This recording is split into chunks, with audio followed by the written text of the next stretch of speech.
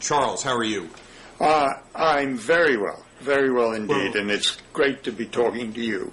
I wish you Nice were to in the talk same town as me. Well, yeah, sometimes I wish I were too, but we could be in the same town if you were out here. That's right, and it wouldn't be snowing. I hear it's snowing there. It's just the usual San Francisco rain here. You know, I should introduce you. This is your first time on Blogging Heads TV. Correct. And in the improbable event that there's anyone in the audience who doesn't know who you are, I'll introduce you. So, Charles Fried, you are beneficial professor of law at Harvard University Law School, on the faculty at Harvard since 1961, I think. Author of 7 books, most recently Modern Liberty, which we'll be talking about a little later on. Solicitor General of the United States from 1985 to 1989, I think, and a Justice of the Supreme Judicial Court of Massachusetts from 1995 to 99. Is that right? You got it. That's everything. It's an illustrious career, I must say. Welcome to Blogging Heads TV. So let's start with everybody's favorite topic. Maybe not for much longer, but anyway, it still is the election. What are your thoughts, Charles? Are you a disappointed Romney supporter, McCain supporter? No. I started out as a Giuliani supporter because my friend Ted Olson recruited me to be on the legal advisory committee or something of that sort, which I was glad to do. I liked Giuliani because I liked the idea of a pro-choice, pro-immigrant, pro-gun control Republican nominee for president. Because it would mean that the stranglehold of the far right would have been broken. But when that began to fall apart, and it fell apart as a result of who knows what, but maybe poor strategy, I went directly to McCain, who fulfills some of those characteristics, though not perhaps all of them. And I did not go past go, and I did not collect $200, and I did not support Mitt Romney, who is one big fake. Yeah, well, I agree with you about Mitt Romney. I actually, about a year ago on a Blogging Head session with Brink Lindsay, he asked who I would support if of the Republicans, and I preferred Giuliani to the other Republicans, although he ran such a miserable campaign that he looked, I think, pretty early on like an unattractive alternative. I have a few troubles with McCain, or more than a few troubles with McCain, but one of the things that really crystallized my troubles with him early on in this campaign was this, I thought, really awful and I think unforgivable incident where there was a lot of discussion at the time about conflict with Iran, and he appeared in a speech and went through this silly business about singing "Bomb, Bomb, Bomb, Bomb, Bomb Iran" to the, I think it was to a Veterans of Foreign Wars group, and I thought, boy, is that a terrible, irresponsible thing to do. Well, he has an edge to him where he kind of cuts loose and says things which a very circumspect and fully scripted person would not say. There have been tons of stories like that. Now, and they all make you sort of shudder a little bit, but on the other hand, the good thing is that he isn't a plastic person. He isn't completely scripted, and he does cut through, and that's perhaps pretty good. Yeah. I guess the Marquis de That's Sade the good side wasn't of completely what you scripted. see. Marquis de Sade wasn't completely scripted either. I mean, of course, I agree with you. Not completely scripted, and on a number of the issues that you mentioned, including arguably most importantly the immigration issue. He certainly has been better than most of the people in the party, but not just on that issue. I think on campaign finance he's been better, although you and I may disagree. I'm not so enthusiastic about his about McCain-Feingold. I think there are real First Amendment problems with it. Yeah. But I think he does it because he has a genuine, principled love of getting money out of politics. I think it can't be done. I'm not sure it should be done, but it's an honorable and principled position, and he has stuck with it. Yeah, it is impressive. I just think that the unscripted side has I guess I'm thinking it's an upside and a downside, and when you've got somebody who's entertaining people with reaching back to Beach Boys songs about the possibilities of military conflict with Iran. I don't know. I'm finding it hard to get past that. But do you have and on the Clinton-Obama, I suppose in some way you don't have a dog in that hunt, but on the other hand, one of them may end up being president. So I think Obama, you do. Well, I think Obama is a lovely person. You know him from when I he do was a not student? know him. I have never met him, and I have never taught him. But everything I read shows that he has almost perfect pitch. He does not say things that are off key. He doesn't say things that sound phony. And I don't think you can avoid sounding phony as consistently as he does if you really are in your heart of hearts phony. And I think he isn't. I think he's a genuine, very decent, thoughtful, fine person. So I think the idea of a McCain-Obama contest is something which would do our country lots of good. Yeah, I agree about that. I gather you're not an enthusiast for Hillary Clinton. No, and she showed it up again just last night about that stupid plagiarism thing. I agree with you completely. I thought Obama was terrific on that. And when she should have seen it wasn't going anywhere, and she had to keep pushing it because she thought she had this clever line about the Xerox machine, and she got booed. Well, Obama would never have done that. He would never have started down that path. Right. I thought his response on that about this being the silly season was absolutely right. But it's an example of the he does that every time. Yeah. He's really quite excellent. The only problem is I have no idea what he wants to do about anything. I'm not sure he does. I'm not sure he has any idea what he wants to do about anything. But I do fear that he has surrounded himself with a lot of, how should I say, last generation Democrat Clintonians, because that's all there were, and people like Anthony Lake and what I would say is this generation's Jimmy Carter people. I'm not so pleased about that. Yeah, those are the foreign policy advisors. But I'm remembering Walter Mondale's line to Gary Hart, "Where's the beef?" And I'm expecting Hillary Clinton to try that one out on. Well, she's been trying it all the time. Yeah, I think on two very, very big issues, he's been pretty forthright. One is Iraq, and the other is health care. Yes, on health care, it's admirable that he says, look, you've got to get real. You are not going to at least at the first iteration, cover everyone.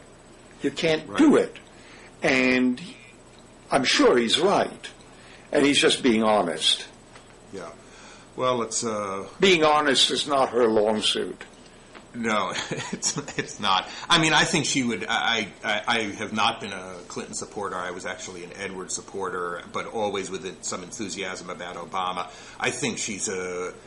very, very smart person. I think the Democrats won big in November with a big congressional majority. Not that I think that that's likely, but with a big congressional majority, I think a Clinton presidency would be a fine thing. If, as is, I think we can expect, there's going to be, if there's a Democratic majority in Congress, it's not going to be a big majority. I think under those circumstances, a Clinton presidency would probably be a pretty unpleasant business. I don't know that it would be a disaster, but it would be a pretty unpleasant business. But I think we've exhausted this topic. I wanted to ask you, Charles. You're a conservative thinker, intellectual in a liberal university. I mean, in the United States now, I suppose liberal law school is something of a pleonasm. Harvard Law School, Yale, and all the major law schools are generally liberal law schools. And I got to stop you about there, what Josh. it's like. Josh, I got to stop you there. It's changed. Is that right? It's changed. Well, some years ago, even 10 years ago, it would be impossible to get somebody who is a clear-cut conservative appointed to this faculty. Now we've appointed now we've appointed quite a few. Yeah. We've appointed some people, former, maybe not former, maybe present critical legal studies people like Mark Tushnet. It's really just a normal situation now. Mm-hmm. And as far as the student body goes, you'd be surprised to hear that the largest student organization on campus is the Federalist Society. Surprised and disappointed, but hey, but not completely disappointed. But you say you have me as a conservative.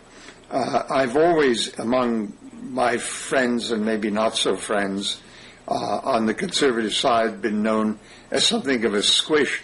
And I was amused to read a anonymous review of my most recent book on Amazon.com. And here's what the person says. This is an idiosyncratic book for a contemporary conservative thinker, since the ancient modern dichotomy is today primarily shop talk among Straussians who seem to come down against modern liberty. But then Fried is not really a conservative. He is a consistent and principled libertarian, like J.S. Mill or Kant. He is in love with the modern age, and he has no time for tradition, status, or organic hierarchies. That's about right. Not bad. That's a nice thing for somebody to say. I'm not so sure I agree about the Mill part of the thing, but we'll come it's back the to Mill it's the Mill on liberty rather than the Mill on political. The political Mill, the socialist Mill. Right. Though it's the same. It's Mill, and but this is a topic which is how do you combine. How, if at all, do you combine the commitment to liberty that Mill has in On Liberty, strongly principled commitment to liberty, with his very strong egalitarianism, the commitment that he expresses in his autobiography by saying, the great problem of the future is how you combine fundamental commitment to personal liberty with an equal division of the fruits of the earth. Now, some people think that that's not a possible combination, but on the law school side of the thing, I have to tell you, I my appointment, as I think you know, at Stanford as a quarter in the law school, and I'm now flanked on either side in my office at the law school by Larry Lessig on the one side. Larry is thinking, I guess, of running for Congress. So I've read. Yeah. And Judge McConnell is for the month sitting on the other side. Who did you say was on the other side? Judge McConnell. Well, there you are. So there is some, even at Stanford as well. But Judge McConnell is not a regular member of the law faculty. He's just there for a month. But he could have been if he'd wanted to be. Yes, he could have been here. He had invitations to join both faculties. Yes, he's. So things have changed there. But what has been? I guess still I'm interested in hearing from you. What is the experience of being a conservative, though of course an iconoclastic conservative, or maybe it's just I would say a classical liberal rather than a libertarian, a principled classical liberal in a place where that outlook has not been the dominant outlook. What has that experience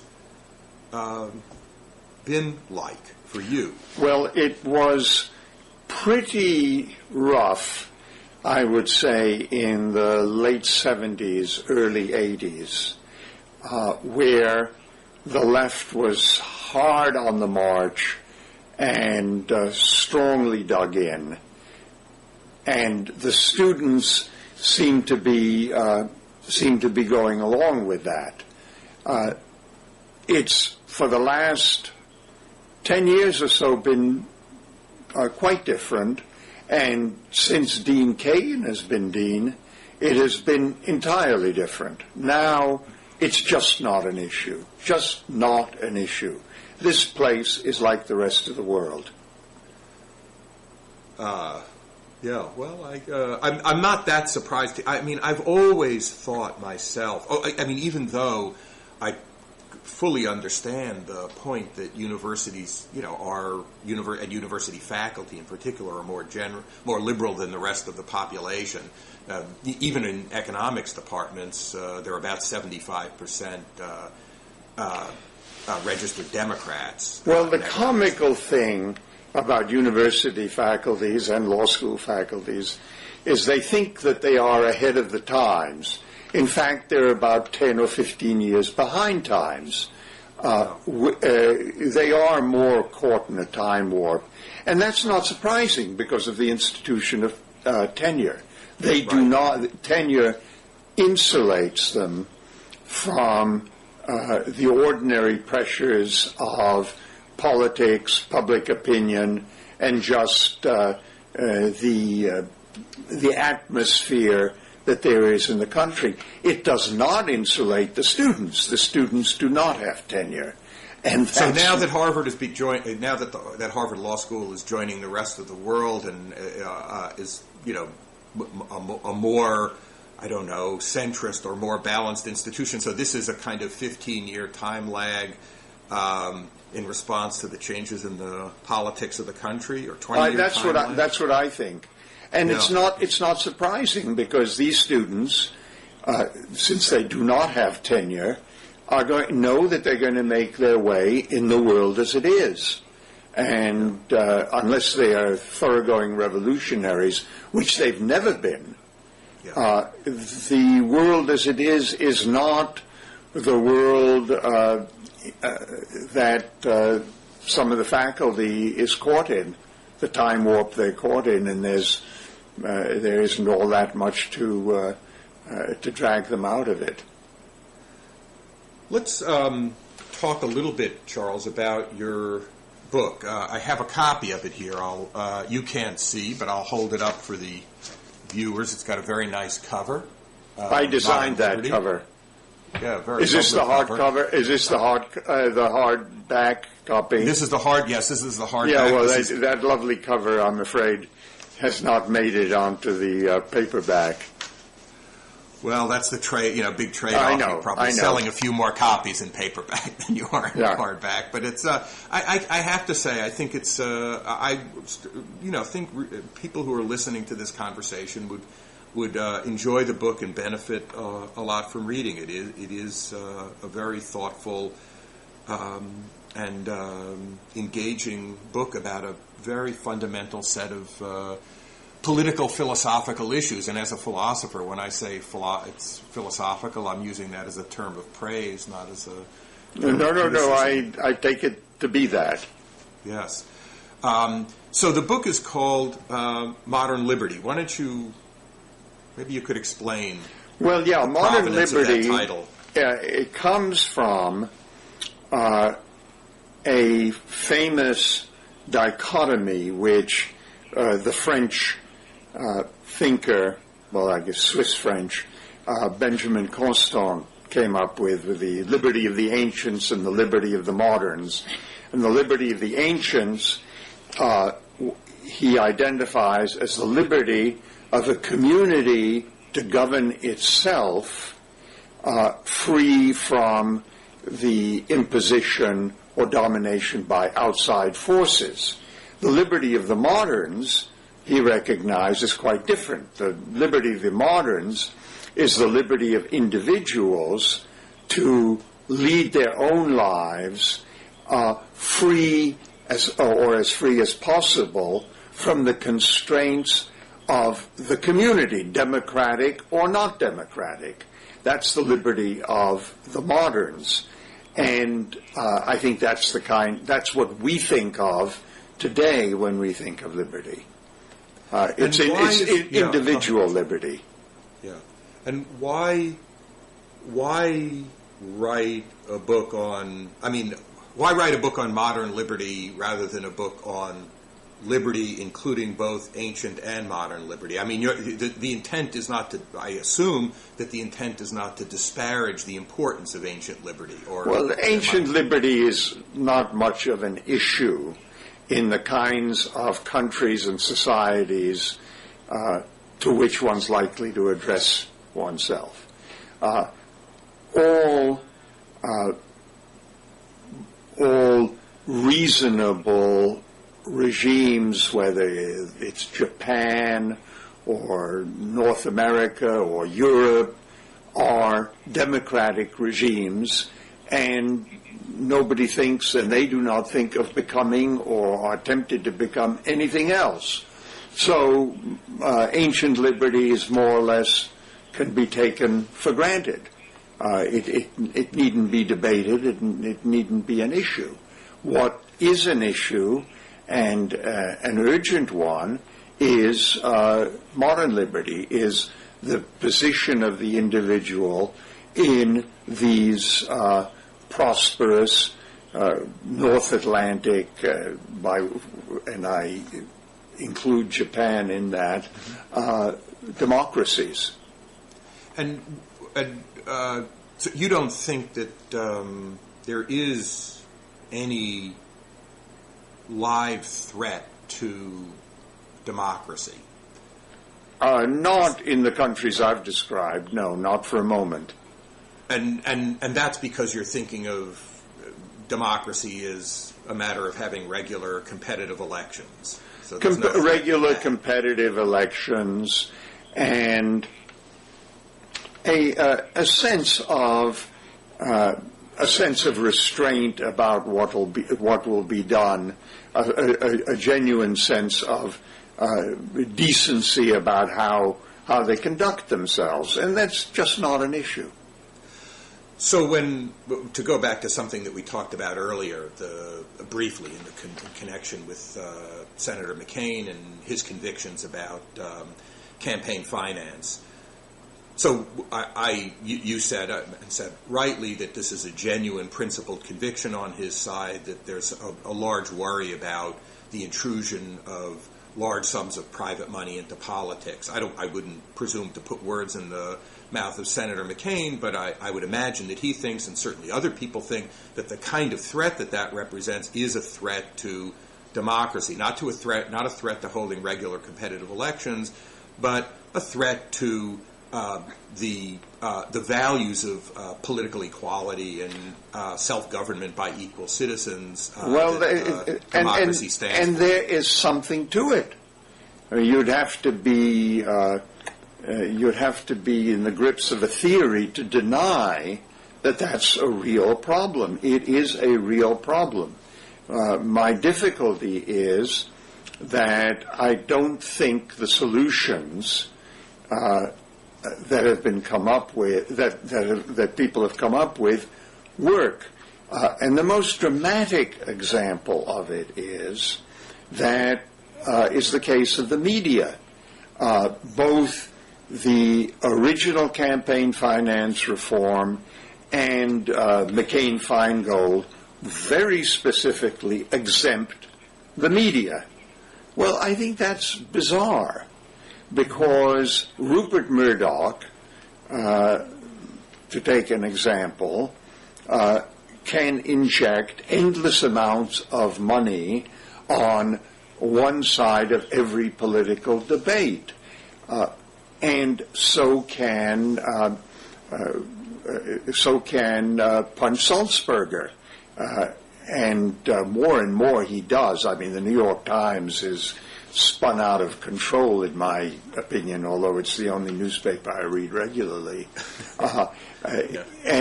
And that's money that does that. Yeah. And I don't see why, if those people can do it, why anybody can't do it. And in fact, it's with the development of the internet and other such media, the fact is anybody is media. Anybody can take advantage of that. I'm a little bit surprised about what you're saying, though, Charles, in this respect. I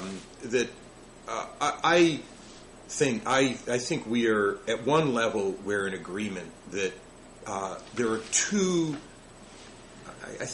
We agree on this. There are two basic values that are at stake when we're thinking about campaign finance. One is the value of having a robust, open political debate where there's no official regulation of the content and viewpoint of the messages that enter into that debate. Extremely important. Another value is the value of political equality, of people having equal chances, not equal political power, that's a chimerical ideal, but equal chances to influence the political process. Those are two political values, and it's hard to accommodate both of them. And it seems to me that what you're describing, when you say it's hard to solve the problem, it sounds to me like what you're saying is it's hard to fully accommodate both of those and do that perfectly. And but of course, that seems obviously right. But the issue is whether it sounds like I'm conceding that it would be nice if we could do it. It would be. I don't know if I would put it as conceding, but you're agreeing. We're agreeing that it would be nice if we could do it, and that there's a fundamental political value at stake. And this is the point of ancient liberty. To the extent that we're not able to do that, we are, to that extent, living up less to the importance of the value of ancient liberty than we ought to, or than it would be very desirable if we did. There's a democratic shortfall. We're paying the price, though, and necessarily would have to pay the price in terms of modern liberty, because the only way to do it is, and this is an old trope, to deliberately turn down the volume, to deliberately suppress the speech, to deliberately suppress expression of some people so that the expression of others somehow attains an equality of visibility, of attention, and so on with them. And that is very offensive, because that means deliberately suppressing expression. And but now here's the dilemma, because I think this what you just described, I understand that position, but it seems different from what you were saying a few minutes ago. So a few minutes ago you said that there isn't any live threat to ancient liberty, and so you focus on modern liberty. Now what you're saying is that, I think, is that the reason that you focus on modern liberty is because in the firmament of values, of political values, you locate modern liberty higher than ancient liberty. So if it requires some restrict... And I think that modern liberty can go some distance in solving the dilemma, because after all, and we've seen this, the attempt by very well-financed people, by the very rich or whatever, to dominate the public debate actually doesn't work. If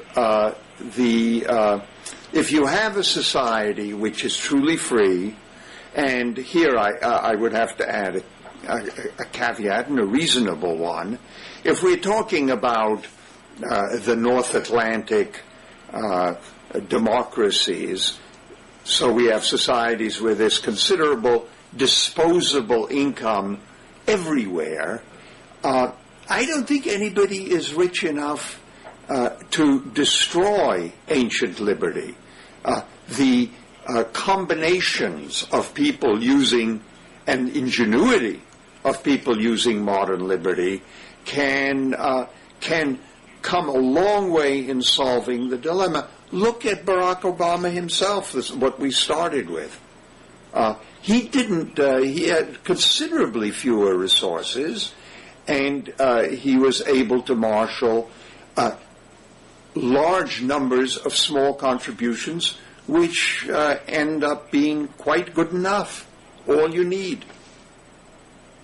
So I think all you need to win an election. But I think that there remains the issue that people we don't know what the policies are going to look like. We don't know. I'm sorry. We don't know what the we don't know what the policies are going to look like, and politics and political influence isn't just a matter of winning elections. There's what happens after the elections. Well, that's true. Are won, and I think where again I think we agree is that to the extent that because it's better not to regulate, I think better not to regulate what people say, and very hard to regulate electoral speech without regulating political speech. It's better not to get into that business at all. However, I think that you may have to do it, and to do things that you would prefer not to do, because it may just be too optimistic an assumption to think that the protection of modern liberty gives you all the political equality you need. That seems to me to be an extremely improbable statement about politics. And I agree with McCain. I think we could go an awful lot further if we just had more will to enforce rules against earmarks, rules against giving money to sitting legislators in pretty clear quid pro quo type situations. If we had much more disclosure and prompt disclosure, I think you could squeeze an awful lot of the bad stuff out. And that may be true. That may be true. Yeah. Please go on, Josh. No. I think what I want to emphasize really is that there are two important values at stake here. One is the value of democracy, understood as something more than just having regular competitive elections. It's got something to do with political equality, equal opportunities for political influence. And there's another value, also a fundamental value, more associated with modern liberty, though also with a well-functioning democracy, which is to have open and robust debate. And you want to achieve both of those things. And I think it's arguably too optimistic to think that you can achieve all the political equality that it's important to achieve just by not regulating the content of what people say and then having some, free disclosure. That doesn't give citizens the kind of equal chances for influencing the political process that I think ancient liberty says that they're entitled to. But I don't think we're going to resolve this issue here. If you're right, if your optimism is right, and it may be right, then there's no conflict of those values. If your optimism is wrong, then we're in the difficult situation of trying to balance ancient and modern liberty, which is a very delicate and difficult thing to do. I wanted to shift to another topic also that comes up in your book. There's a very compelling, interesting, engaging chapter about sex. You want to say what it's about? Yeah. Well, it is part of a rather intricate argument, because the argument starts with the notion that and you might even say it's a kind of a premise, an axiom, that each individual is responsible for his or her own life, and the community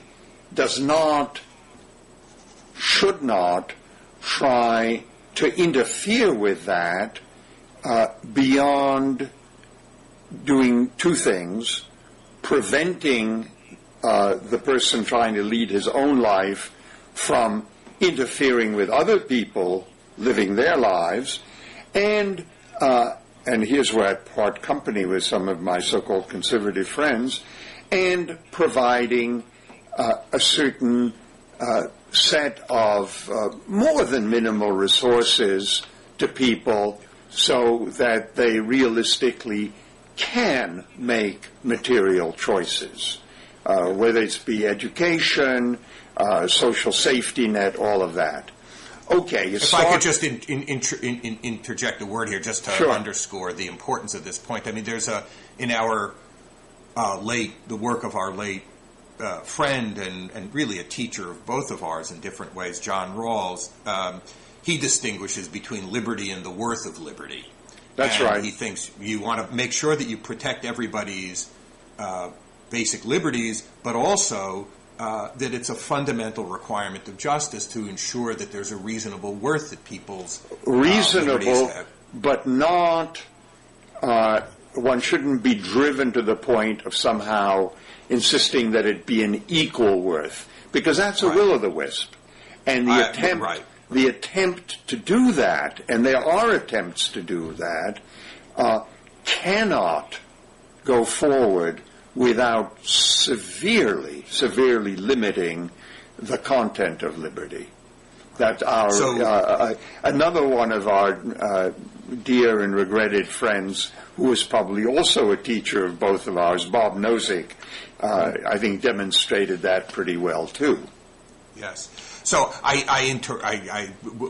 so let me just carry on with this. Our point of agreement. Let me carry on with the argument. Yes. So I start with this idea. It's the idea that we just have a right to govern ourselves and to live our own lives.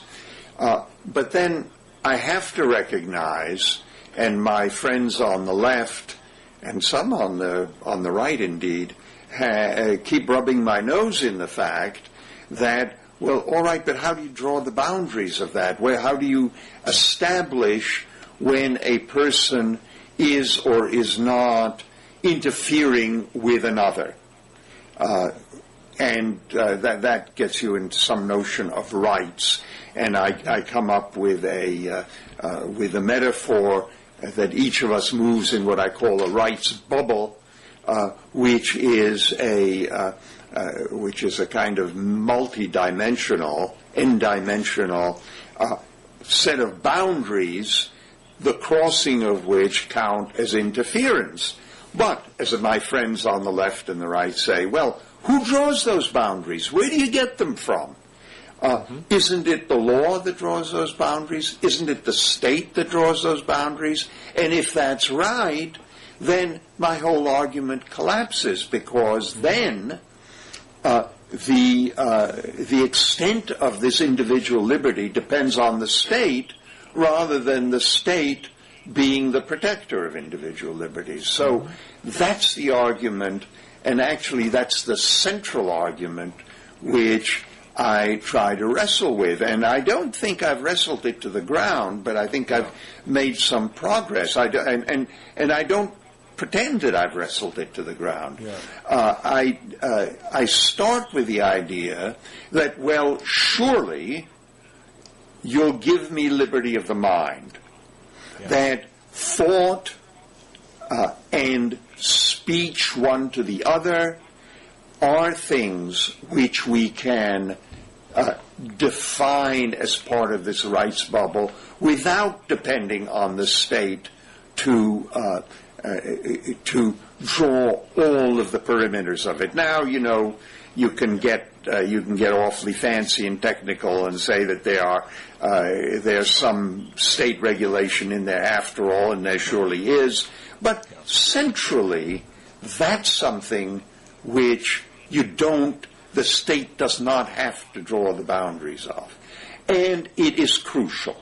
It is crucial because liberty of the mind, which includes liberty of expression and the liberty to receive expression, goes to judgment, and judgment is that capacity which is exercised when we exercise modern or ancient liberty. Judgment is that which we exercise as democratic citizens. So that's crucial, and that, I think, any reasonable opponent of my view would have to concede, or if he doesn't concede it, I'm not interested in talking to him because he's in another planet.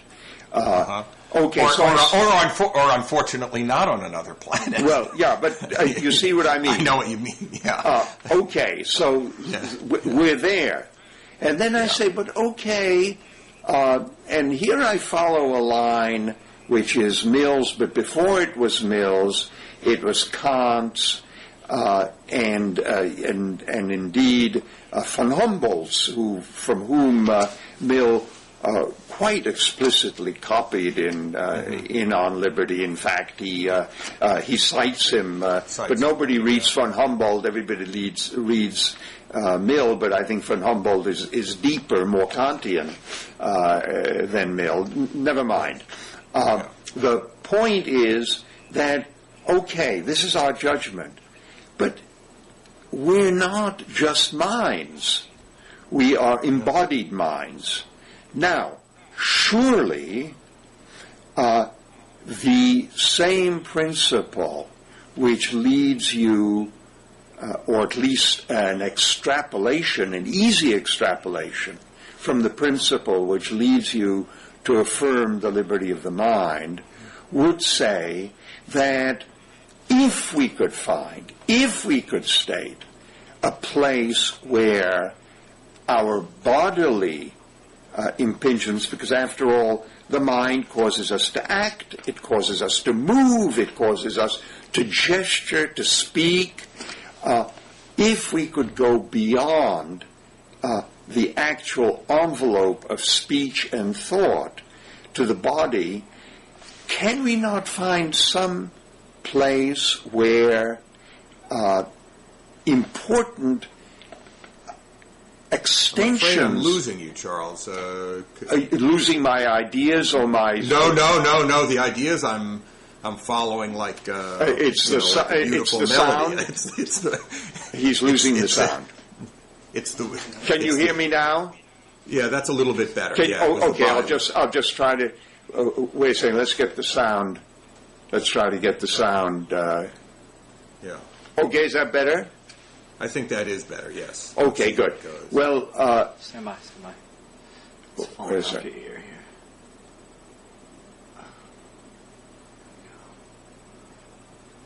Okay? I hope so. I hope so, too. So yes, go ahead. I think of sex as an example, and the most dramatic example, of where expression goes beyond words to deeds, but goes beyond it in a way that it's hard. Now, there are those who bravely will say so, but I think they're blowing smoke. It's hard to say that that is a situation where the envelopes of other people with whom one interacts are envelopes which are boundaries which are crossed other than willingly. Now, of course, you have lots of examples of crossing those boundaries unwillingly, and I'm not talking about those, and it's obvious I'm not talking about those. Right. So sex I view as an extension of mind, thought, expression, bodily expression.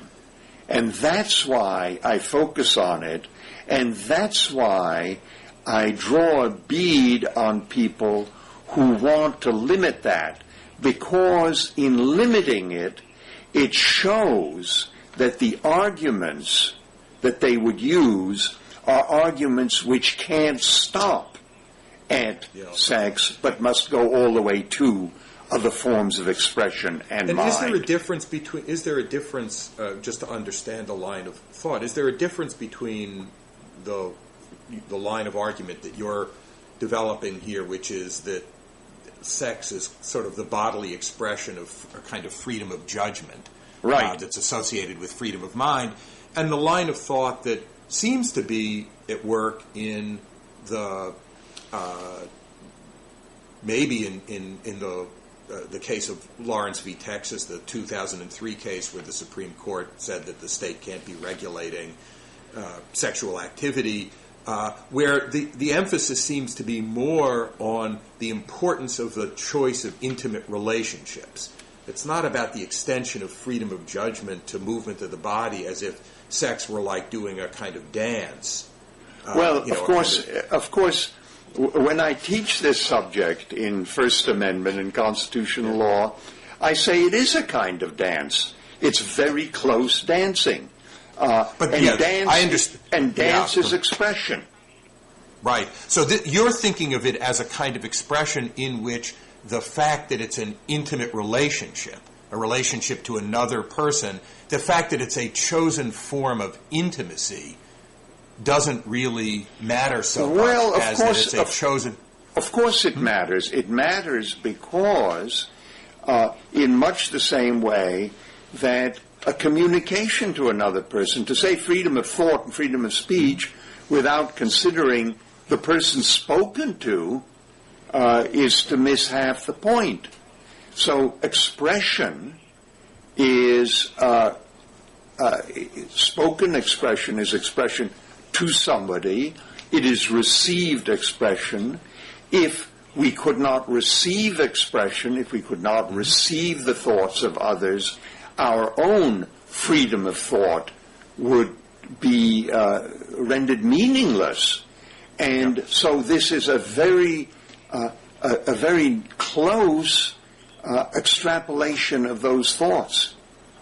So one of the things that you emerges in the chapter of the book in which you discuss the sex issue is that you take the very strong position that there ought to be no political regulation, state regulation of sexual activity, that the case of adults. Of adults, of course, yes, important qualification, but implicit in what I was thinking, in what I was saying. So you don't regulate sexual activity among adults. The court case 1986, Bowers v. Hardwick, disaster, properly overturned. 2003, Lawrence v. Texas. But at the same time, I say, I want to interject that there are two people who Justice Kennedy wrote that opinion cited to support the decision: Richard Posner and me. Yeah. And I was very pleased to see that. Well, it was a very moving decision, as I movingly thought so. good. Yes, no, I'm being entirely serious about it, and I thought it was as movingly good as the majority decision in Bowers v. Hardwick was movingly horrible, or just a disastrous performance. I thought what do I know? I thought a disastrous legal performance, but certainly a disastrous moral performance. It had the same quality, if you've read Dred Scott recently, of kind of moral obtuseness that some very bad opinions have. I agree. Yeah, so it says the main thesis in the 1986 decision is, this is the quote from, I believe it was Justice White who wrote the majority opinion. It was. That he can see no connection, that's the phrase, no connection between the heterosexual activities and homosexual activities. How you could see no connection, that's an example of this moral obtuseness that you're describing. But then you also take the position that the issue of marriage is an entirely separate question. So I gather you think that... people have been beating me around the ears about that, and Good. I'm feeling a little uncertain about it. I certainly agree. I certainly believe, and I said that in the book, that whatever arrangements two people can make about their property, about their access to each other's asset, all of those things that you see in married people, any two people of whatever gender should be able to arrange. And in fact, I just think of this as a kind of partnership. Marriage, I argued there, and I'm beginning, I'm less sure than when I argued it it wasn't so long ago. Marriage goes beyond that to express the community's approbation and congratulations for this fact. Because if you grant the first part of my argument, there are no material differences between civil unions and marriage. None. And I would not allow it. They're both forms of chosen intimacy. That's right. But you describe marriage in the book, and this is what I was surprised by. Yes. You describe it not as a kind of approbation. Maybe this is what you've been getting beaten over the head by. You describe it as a kind of blessing. Well, I say a secular blessing. And I think... a kind of... Yeah. Or another way I'd put it is, it's as if not only have you got a civil union here, but you're holding a party. And I don't think people should be forced to come to a party if they don't want to go. Right, but here's the thing that I'm puzzled by is that I would have thought that you might have said at this point that the state shouldn't be in the business of conferring blessings. That's somebody else's job. That, I think, is maybe the best way out of it. Maybe the state should get out of the marriage business altogether and only have civil unions, and then the churches or whoever, ethical culture society and so on and so forth, can confer whatever blessings it wants, and not just on a man and a woman, or a man and a man, or a woman and a woman. I mean, if a church wants to marry you to your car, well, all right. And that's none of anybody's business. I think there are two ways to think about this. One is that you can say that it is a blessing, and the state shouldn't be in the blessing business. Now, that's my inclination, yes. Which is your inclination. And the other is to say this is just an overinterpretation of the marriage relation, to think of it as some kind of blessing and therefore something that the state ought to get out of the business of. And here I'd mention, I actually, in Massachusetts, anybody can perform a marriage. You can do it only once a year, and you have to get certification for doing it. You need to get the Secretary of State or somebody to... That's right. And I performed one. I performed a marriage. It was actually in my house. I performed a marriage for a couple. The woman was my co-editor at Boston Review, and her husband.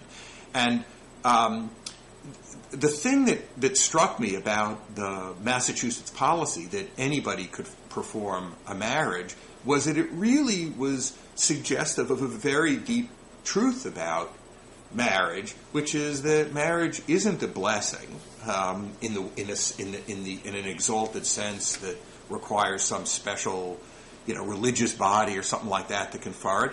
That marriage is something that we all understand the importance of, and that it is the kind of thing that anybody can perform. So I would say, rather than thinking marriage is a blessing, therefore the state ought to get out of the marriage business and just be in the civil union business, seems simpler to me to say marriage isn't a blessing. It's a really good thing. It's a union that everybody understands the importance of in a whole variety of ways, and perfectly fine for the state to stay in the marriage business. But that once you've gotten out of the sensibility of thinking of it as a special kind of exalted blessing, then the idea that the state should be discriminating, completely arbitrarily discriminating, as far as I can tell, between gay couples and straight couples, I think that ought to be dropped. Anyway, that's another option, and again suggested by the Massachusetts policy of letting anybody. But it does depend on you ascribing a certain value to the concept of marriage. By the way, a value which I absolutely would ascribe. But I think that is a congeries of individual judgments. I don't believe in culture. I think it is a set of judgments which people make.